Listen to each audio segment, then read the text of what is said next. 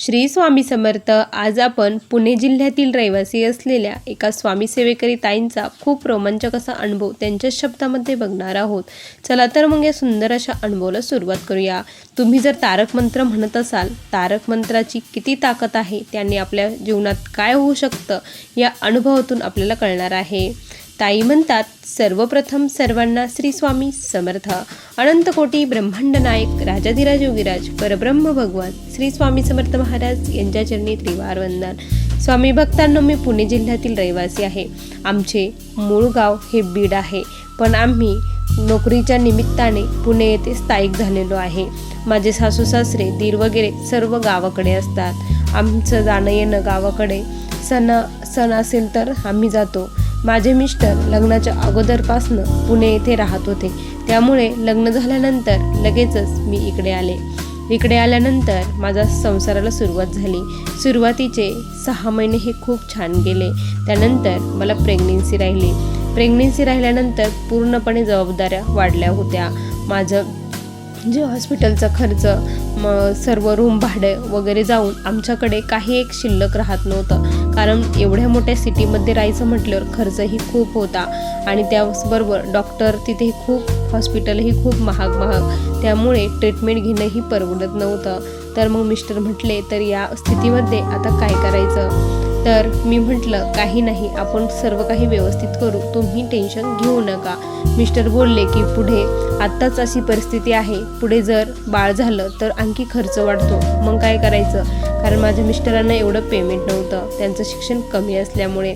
पण जॉबही सोडू शकत नव्हतं, गावाकडेही जाऊ शकत नव्हतं, कारण मिस्टरांना शेतीमध्ये काहीच येत नव्हतं. ते कधी त्यांनी शेतीचं कामही केलेलं नाही, त्यांना अवजड कामही होत नव्हतं. मग माझे मिस्टर म्हटले, आपण काय करू की दुसरा एखादा व्यवसाय सुरू करण्याचं बघूया म्हणे इथे. तर मग मी म्हटलं ठीक आहे, मी दिवसभर तिथे थांबत जाईल, घरकाम वगैरे करून मी तिथे जात जाईल. म्हटलं असा कुठला व्यवसाय आहे की आपण करू शकतो? तर आम्ही भाजीपाल्याचा व्यवसाय करायचं ठरवलं. आता प्रेग्नेन्सी होती आणि भाजीपाल्याच्या गाडीवरती मी बसत होती. चांगला धंदा सुरू झालेला होत होता. थोडंफार नुकसान व्हायचं, पण ठीक होतं, घर खर्च निघून येत होता. मग असं करता करता मला 8वा मंथ सुरू झाला. आता मला बसवणं शक्य होत नव्हतं, कारण खूप त्रास होत होता.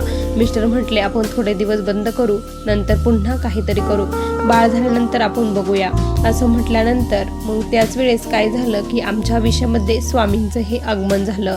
कारण यांचे जे मित्र होते ते आमच्या घरी जेवायला एकदा आले होते. ते जेवायला आले, त्यांची पत्नी होती. आमचा असाच विषय चालला होता. तर ते म्हणे की आम्ही गुरुचरित्राचे पारायण वगैरे केले, तर आम्हाला अशी प्रचिती आली, असे अनुभव आले. त्यांनी खूप काही स्वामींविषयी सांगितलं. गुरुचरित्र, नवनाथ पारायण, त्यानंतर स्वामीचरित्र पारायण, हे त्यांनी खूप माहिती सांगितली, अनुभव सांगितले. त्यावेळेस माझ्या मनात स्वामींनी घर केलं आणि मलाही कुठेतरी वाटलं की आपणही स्वामींची सेवा करावी. मग मी ताईंना म्हटलं की मला सर्व काही सांगा, मी करेन म्हटलं. तर ताई म्हटल्या की आता तुमची डिलेव्हरीची डेट जवळ आलेली आहे, तुम्ही फक्त नामस्मरण आणि तारक मंत्र एवढी सेवा तुम्ही सुरू करा. आणि मग मी तसंच केलं, नामस्मरण आणि तारक मंत्र. सुरुवातीला तारक मंत्र मला अजिबात येत नव्हता, पण तो मोबाईलमध्ये लावल्यानंतर खूप छान वाटायचं. मनाला धीर यायचा की नाही बाबा, कोणीतरी आहे आणि अशक्य ते शक्य होईल म्हटलं आपल्या देखील आयुष्यामध्ये, असं वाटायचं. खूप पॉझिटिव्ह एनर्जी तारक मंत्र म्हटल्यानंतर यायची. रोज लावून माझं तारक मंत्र पूर्णपणे पाठ झाला होता. आता मी पोटावरती हात ठेवून तारक मंत्र रोज 21 वेळेस घेऊ लागली होती. इतकी छान माझी सेवा ही सुरू होती. त्या दरम्यान काय झालं की आम्ही 9व्या महिन्यामध्ये सोनोग्राफीसाठी गेलो. सोनोग्राफी केली तर डॉक्टर म्हटले की पाणी पूर्णपणे कमी झालेलं आहे, लगेच तुम्हाला ॲडमिट व्हावं लागेल आणि डिलेवरी करावी लागेल, सेक्शन करून डिलेवरी करावी लागेल, कारण बाळ नाही तर गुदमरून मरून जाईल. असं म्हटल्यानंतर खूप भीती वाटली. स्वामींना म्हटलं की स्वामी, तुम्हीच आता या आणि काहीतरी करा म्हटलं. असं म्हटलं आणि त्यानंतर आम्ही ॲडमिट झालो. मला सिझरिंगची खूप भीती वाटत होती. स्वामींना म्हणायचे की नॉर्मल डिलेवरी होत असेल तर बघा ना. डॉक्टर म्हटले पाणी अगोदरच कमी झालेलं आहे, हे शक्यच नाही म्हणे नॉर्मल डिलेवरी करण्याचं. तर त्यानंतर काय झालं की जे मोठे डॉक्टर आहे ते नेमकी तेव्हा आलेले होते. त्यांनी चेकअप केलं तर ते म्हणे यांची नॉर्मल डिलिव्हरी होऊ शकते, त्यांना तुम्ही गोळी सोडा म्हणे आणि इंजेक्शन द्या. त्यांनी मला कळेचं इंजेक्शन दिलं. मला कळ्याच्या वेदना सुरू झाल्या. मी स्वामींचा धावासारखा चालू होता. तारक मंत्र मी म्हणत होती, स्वामी बाळाला सुखरूप ठेवा, बाळाला सुखरूप बाहेर काढा, या संकटातून मला आणि बाळाला दोघांनाही सुखरूप काढा, असं मी स्वामींना म्हणत होती. आणि त्यानंतर अर्धा एक तासानंतर माझी नॉर्मल डिलिव्हरी स्वामींनीच करून घेतली. कारण त्या डॉक्टरांच्या रूपामध्ये स्वामीच जणू काय आले होते माझ्यासाठी, मला असं वाटत होतं. नॉर्मल डिलिव्हरी झाली, मला मुलगा झाला. सर्वांना खूप आनंद झाला. मिस्टरांनी सर्वत्र पेढे वाटले, घरी गावाकडेही सांगितलं. सर्वांना खूप आनंद झाला. माझी आई माझ्याकडे आलेली होती. मी गावी गेली नाही तर इथेच थांबली होती.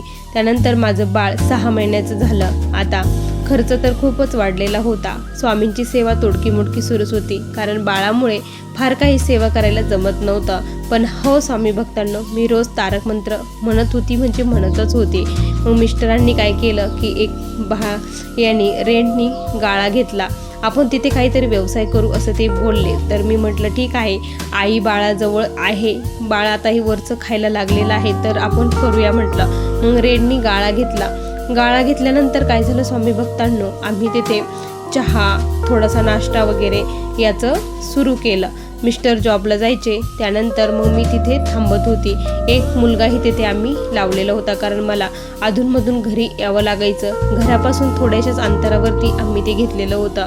सकाळ सकाळ खूप गर्दी असायची, चालायचं खूप छान चालू होतं. मी काय करायची की रोज तारक मंत्राचं तीर्थ पाठीच उठायची, एका ग्लासमध्ये पाणी घ्यायची, उजवा हात त्याच्यावरती ठेवायची, खूप श्रद्धाभावाने 21 वेळेस तारक मंत्र बोलायची. ते तीर्थ घरात सर्वत्र टाकायची, माझ्या मिस्टरांनाही प्यायला द्यायची. त्यानंतर मग मी तिथे त्या दुकानावरती घेऊन जात असायची, तिथेही शिंपडायची. तिथेही मी जप युनिट लावलेलं होतं. असं चालू असताना खूप छान आमचा धंदा तिथे होऊ लागला. खूप लोकांना तिथला चहा वगैरे आवडू लागला. त्यामुळे खूप छान वाटायचं की नाही काहीतरी होतं. माझी धावपळ व्हायची, हाल व्हायचे, पण नाही, मिस्टरांना आधार मिळायचा. कारण घर खर्च जरी भागला तरी खूप झालं असं मी म्हणत होती. तेवढ्यात काय झालं की मग मी ठरवलं की आता 21 दिवसाचं तारक मंत्राचं अनुष्ठान करायचं. कारण अशी तर चालूच होतं, पण संकल्पित काहीतरी करावं असं मला वाटत होतं. कारण मिस्टरांचं प्रमोशन हे खूप दिवसाचं थांबलेलं होतं. त्यांचं प्रमोशन काही केल्या होतच नव्हतं. आणि मग मी 21 दिवस संकल्पित तारक मंत्राचं अनुष्ठान करायचं ठरवलं. तारक मंत्राचं अनुष्ठान सुरू केलं. माझ्या मिस्टरांना जवळपास म्हणजे माझं अनुष्ठान होऊन 18 दिवस झाले असतील. 18व्या दिवशी वार होता गुरुवार. मला सर्व काही प्रसंग त्या दिवसाचा आठवतो. गुरुवारी सर्व काही व्यवस्थित चालू होतं. गुरुवारच्या दिवशी माझ्या मिस्टरांना अचानक फोन आला की तुमचं प्रमोशन झालं आहे. त्यांचं प्रमोशन होणं स्वामी भक्तांनो खरंच शक्य नव्हतं. ही अशक्य गोष्ट होती, ती स्वामींनी शक्य केली. मिस्टरांचं प्रमोशन झालं ही आमच्या जीवनातील खूप मोठी आनंदाची गोष्ट झाली होती. इकडं धंदाही व्यवस्थित चालू होता, मिस्टरांचं प्रमोशनही झालं. खूप छान, म्हणजे खूप छान वाटत होतं की नाही, आता आपण पूर्णपणे सेटल झालो आहे. मग आम्ही लोनही काढला. स्वामी कृपेने 2 BHK फ्लॅट घेतला. सर्व काही व्यवस्थित झालं. त्यानंतर म्हणजे माझं मिस्टरांचा तरी पण स्वामींवरचा विश्वास नव्हता की हे स्वामींनी केलं आहे, की स्वामींनीच केलं असं त्यांना वाटतच नव्हतं. मी त्यांना खूप सांगायची, पण ते म्हणायचे जे नशिबात आहे ते योग्य वेळ आल्यानंतर मिळतच असतं, असं काही नाही की देवानी केलं म्हणून, असं ते म्हणायचे.